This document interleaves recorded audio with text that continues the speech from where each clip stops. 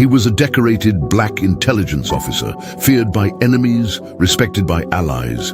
His record, impeccable. His loyalty, unquestioned. But none of that mattered the night they broke into his home and murdered his pregnant wife. The system failed him. The Justice Department buried it. So he did what no one expected. He disappeared. Until today. Because today, Elijah Creed is done waiting. It began 3 years ago, on a night that should have been quiet. Elijah had just returned from a classified assignment overseas, one that exposed a hidden weapons network tied to foreign interests and domestic traitors. But instead of celebration, there was only darkness. The power to his home cut out without warning. No alarms, no cameras, just silence. Then movement, fast, surgical. 4 masked men breached through the back, slipping through shadow like phantoms. They didn't hesitate. They didn't speak.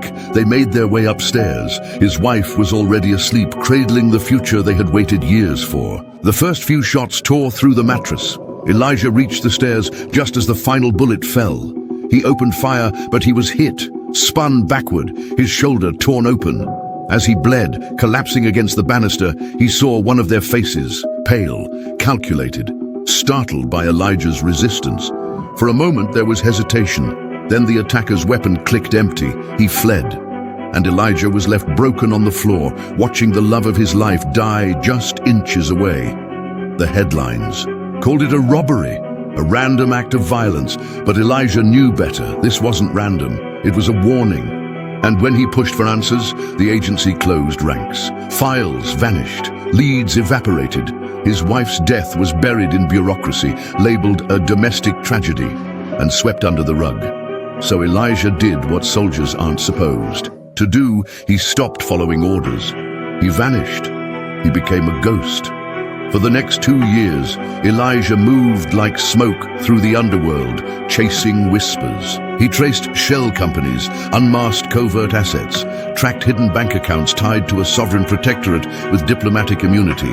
Virelia, a cold, marble-skinned nation whose embassy sat like a fortress on American soil. And finally, he found him, the diplomat, the man who coordinated the entire operation from behind the safety of embassy gates. Untouchable. Until now. This morning, Elijah Creed doused himself in liquor and walked straight toward the Virelian consulate. Guards watched, bored, thinking him just another washed-up drunk. They couldn't see the scars beneath his coat, couldn't feel the storm beneath his skin. When the silver-haired diplomat stepped through the doors, flanked by security, Elijah's fingers tightened around the empty glass bottle. He didn't lash out, not yet. He turned, walked across the street and climbed into a black sedan. What came next wasn't chaos. It was precision. At the intersection, Elijah rammed the diplomat's vehicle with calculated force. Metal screamed.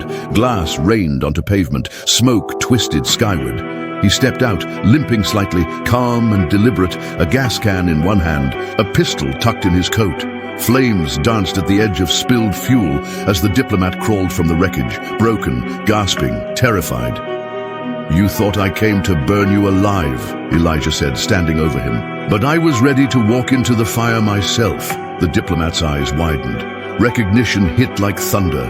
A name escaped his lips only after Elijah buried a bullet in his lung.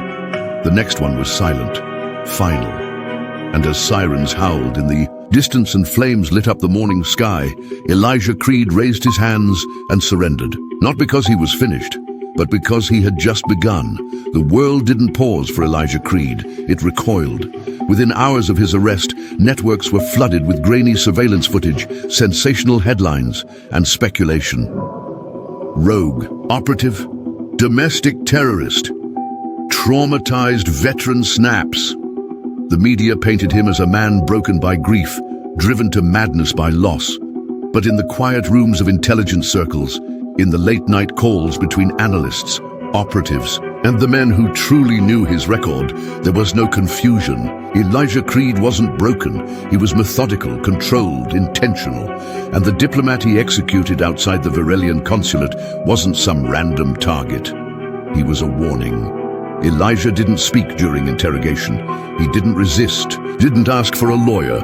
His hands were steady, his eyes unblinking. Behind closed doors, he was transferred not to a federal holding facility, but to an undisclosed black site under joint jurisdiction, a place used for threats too dangerous for public courts. They thought isolation would break him. They didn't. Realize Elijah Creed had lived in isolation for 3 years. They didn't know the silence was where he sharpened his purpose. What they didn't account for, what they couldn't see, was the insurance. Before the diplomat died, he gave up. A name. Elijah uploaded it to a dead-drop server linked to a secure chain of failsafes. As soon as Elijah was taken in, the files triggered. One by one, encrypted messages began hitting the inboxes of former operatives, whistleblowers, and investigative journalists across continents. Inside those files, locations, call logs, transaction histories, and most damning of all, a partial list of operatives tied to the weapons trade Elijah's team had uncovered years before. It wasn't just Varelian black market deals, it was a network spanning 3 governments, 2 private military contractors, and 1 American senator with presidential ambitions. And just like that, the narrative began to shift. An anonymous leak to an underground forum detailed Elijah's role in Operation Spectre, a classified mission that had uncovered the now-buried weapons pipeline. Then came the footage, helmet cam stills from one of Creed's fallen teammates, showing masked men executing a target Creed had tried to extract. By the 3rd leak, public opinion fractured. Some called for Creed's execution, others demanded his release. And all the while, inside his windowless cell, Creed waited. But freedom wasn't going to be given. It had to be taken. The agency underestimated him again. They didn't know about the former field medic on their own payroll who still owed Elijah a life. They didn't know about the pressure-sensitive microblade Creed had surgically embedded in his boot heel during his years off-grid, or the code hidden beneath a tattoo on his inner forearm. Coordinates, safe houses, backups. They assumed Elijah Creed was a man reacting to loss. They forgot he was trained to hunt men who buried secrets for a living. And one quiet morning, before the facility's shift change, the cameras in Block C went dark for 43 seconds. When they came back online, Elijah Creed was gone. All that remained was a simple message scrawled in blood on the interrogation table. The list doesn't end here, and it didn't. Comment Part 2 if you want to know how this story ends, and subscribe.